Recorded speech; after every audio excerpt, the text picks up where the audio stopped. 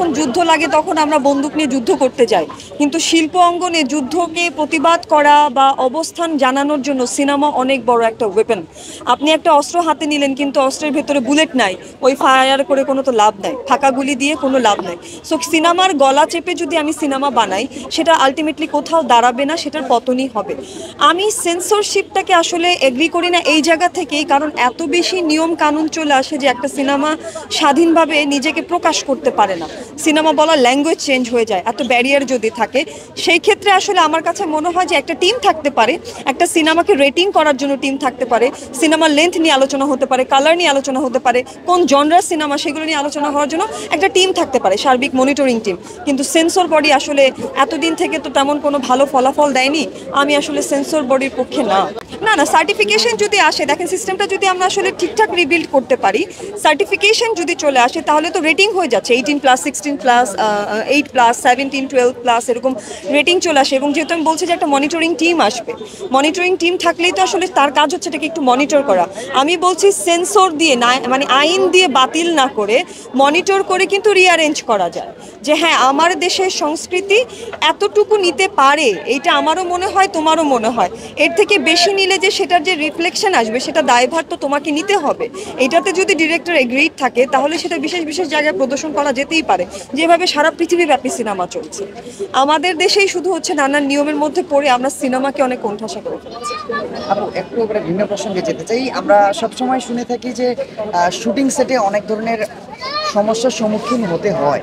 সেক্ষেত্রে আপনারা এটার জন্য সাংগঠনিকভাবে বা ব্যক্তিগতভাবে কোনো কি বলে এটা, উদ্যোগ উদ্যোগ নিচ্ছেন কিনা? সাংগঠনিকভাবে তো উদ্যোগ আমার নেওয়ার কোনো অপশন নেই, আমি তো সাধারণ সদস্য। আমি যদি কোনো বিপদে পড়ি আমি সেটা সংগঠনকে জানাতে পারি। আমার ক্ষেত্রে উদ্যোগের তো তেমন কিছু নাই। আমি আমি ধরে নিছি যে দিস ইজ মাই টাইম, এটা আমার শুটিং, আমার হাল আমাকেই ধরতে হবে। এখানে সবাই ওয়ান ম্যান আর্মির মতোই কাজ করছে।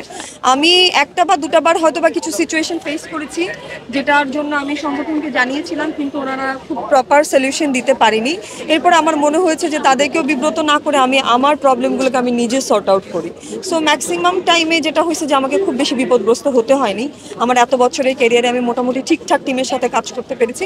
একটা দুটো ঝটিকা ঘটনা ঘটেছিল, কিন্তু সেগুলো আসলে খুব বেশি ইম্প্যাক্ট ফেলেনি। সো এইটা আসলে এই যে দায়িত্ব কে নিবে বা পরিবেশ, এটা তো আসলে সিস্টেমে যারা বসে আছেন তাদের। আমরা শুধু আইডিয়া শেয়ার করতে পারি যে এরকম এরকম হতে পারে কিনা, বা আমরা এই সমস্যা পড়েছি, এটা সমাধান কি হতে পারে, এইভাবে করে আসলে আইডিয়া শেয়ার করতে পারি। আমরা কোনো সিস্টেম চেঞ্জ ইয়ে করতে পারবো না, মানে সিস্টেমকে ইয়ে করতে পারবো। রেমুনারেশন নিয়েও কিন্তু আপনাদের মধ্যে একটা বৈষম্য রয়েছে, এটা নিয়ে কোনো বলার আছে কিনা? রেমুনারেশনে বৈষম্যতার জায়গাটা কিন্তু আসলে মানে সবগুলো জায়গাকে কেন্দ্র করে একটা ধরেন একটা স্পন্সর টিম একটা নাটকে বা একটা ফিকশনে একটা স্পন্সরশিপ দিচ্ছে, এবং সেই জায়গায় সে যদি ফিক্সড করে দেয় যে এই আর্টিস্ট হলে আমি এত টাকা দিব আর এই আর্টিস্ট না হলে আমি এত টাকা কম দিব, এটাকে তো ফাইট ব্যাক করতে হবে তখন। সেটাকে তো আমরা আসলে ফাইট ব্যাক করছি না তখন, এইটা একটা রিজন। আরেকটা হচ্ছে গিয়ে আমার কাছে মনে হয় যে যোগ্যতা হলে আর্টিস্ট তার একটা সর্বোচ্চ অ্যামাউন্ট ধার্য করতে পারে, কিন্তু সর্বনিম্ন অ্যামাউন্টটা ধার্য থাকা উচিত। কারণ এই যে ধরেন জুনিয়র আর্টিস্টরা কাজ করে বা একটা দুটো দৃশ্যের জন্য আমরা অনেক আর্টিস্টদেরকে নিয়ে আসি, মিনিমাম একজন আর্টিস্টের কতটুকু পারিশ্রমিক থাকা দরকার এটা খুব গুরুত্বপূর্ণ।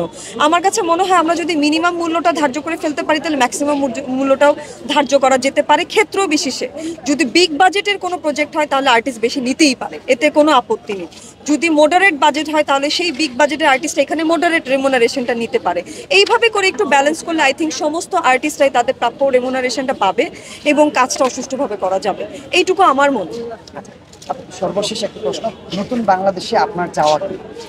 নতুন বাংলাদেশে আমার অনেকগুলো চাওয়া, কারণ আসলে সিস্টেম তো অনেকভাবে করাপ্টেড হয়েছে এত বছরে। আমি যদি এক কথায় বলতে চাই সেটা হচ্ছে ধরুন আমার স্যালারি 5 টাকা, আরেকজনের স্যালারি 2 টাকা। 2 টাকার যে স্যালারির মানুষটা সেও যেন খাদ্য বস্ত্র বাসস্থান চিকিৎসা শিক্ষা এই মৌলিক চাহিদাগুলো যেন তার জন্য সম্পূর্ণ থাকে এবং সে যেন কোথাও বঞ্চিত না হয়। যার বেতন 5 টাকা সেও যেন একইভাবে হচ্ছে গিয়ে এই পুরো 5টা মৌলিক চাহিদাকে পায় এবং শান্তিতে থাকতে পারে। মানে আইন আমার জন্য যেমন আইন তার জন্য তেমন। অন্যায় যদি তার সাথে হয় তাহলে সেটার প্রতিবাদ যেমন একইভাবে হবে আমার জন্য হবে। ধরেন আমি অনেক বড় বিজনেসম্যান, আমার জন্য ব্যাংকে ঋণ নেওয়া কোনো ব্যাপার না, এটা হতে পারে না। মানে এই বৈষম্যগুলো আমি এখন আর দেখতে চাই না। আমার জন্য যে রুলস থাকবে, একজন সর্বোচ্চ ট্যাক্সদাতা কর্মকর্তার জন্য একই রুলসই থাকবে, বা একজন নাগরিকের জন্য একই রুলসই থাকবে। সো আইন সবার জন্য সমান চাই, এবং সর্বস্তরের সর্বোচ্চ ইনকামের মানুষের 5টা মৌলিক সুবিধা যেন ঠিকঠাকভাবে সে পায়, এইটুকু আমার আপাতত বাংলাদেশের কাছ থেকে চাও।